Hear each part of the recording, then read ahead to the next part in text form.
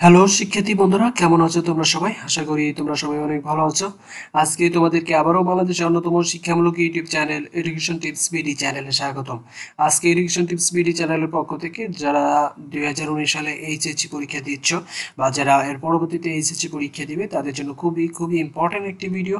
কারণ আজকে এই ভিডিও থেকে তোমরা জানতে পারবে এইচএসসি পরীক্ষায় আইসিটিতে পাস নাম্বার কত, এবং এর পরবর্তী ভিডিওতে আমি দেখাবো এইচএসসি সকল বিষয়ে কত পেলে পাস। তো কারণ অনেক শিক্ষার্থী বন্ধুরা তোমরা পরীক্ষা দিয়ে এসে বিশেষ করে আইসিটি পরীক্ষা তোমাদের হয়ে গেছে, পরীক্ষা দিয়ে এসে অনেকেই টেনশন করে যে আসলে কত তে পাস করবো, অর্থাৎ কত পেলে পাস হবে কি না কি, এই ধরনের টেনশনে সবাই অনেক টেনশন করে। সেই কারণে তোমাদের কথা বিবেচনা করে আজকে এডুকেশন টিপস বিডি চ্যানেলের পক্ষ থেকে এই ভিডিওটি, আশা করি তোমরা ভিডিওটি প্রথম থেকে শেষ পর্যন্ত দেখবে এবং বেশি বেশি করে শেয়ার করবে তোমাদের বন্ধুদের সাথে, যেন তোমাদের বন্ধুরাও ভিডিওটি দেখে উপকৃত হয়। তো শিক্ষার্থী বন্ধুরা, চলো আমরা দেখে নিই আজকের ভিডিওটির বিষয়বস্তু।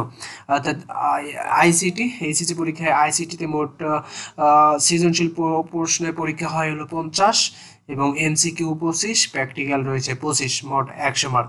তো সৃজনশীল 25 এর ভিতরে 5 নম্বর হবে 17, অর্থাৎ সৃজনশীল 50 এর ভিতরে অর্থাৎ 50 নম্বর পরীক্ষাতে 5 নম্বর হয় 17, এবং এমসিকিউ পরীক্ষা হবে 25 নম্বরে, 25টি এমসিকিউ থাকবে, আর 25-এ 5 নম্বর হলো 8, এবং প্র্যাকটিক্যাল 25-এ 5 নম্বর হবে, অর্থাৎ প্র্যাকটিক্যালে 25-এ 8 পেতে হবে।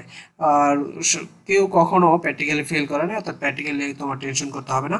তার মানে অবশ্যই তোমাকে এমসিকিউ 8টা হতে হবে, অর্থাৎ 25-এ 8 হতে হবে, এবং সৃজনশীল 50-এর ভিতরে 17 পেতে হবে, তাহলে তুমি পাস করে যাবে ইনশাল্লাহ। কারণ দেখো, সৃজনশীল 17 এবং এমসিকিউ 8 এবং প্র্যাকটিক্যাল 8 যোগ করলে মোট 33, অর্থাৎ 100-র ভিতরে 33-এ হয় 5 নাম্বার।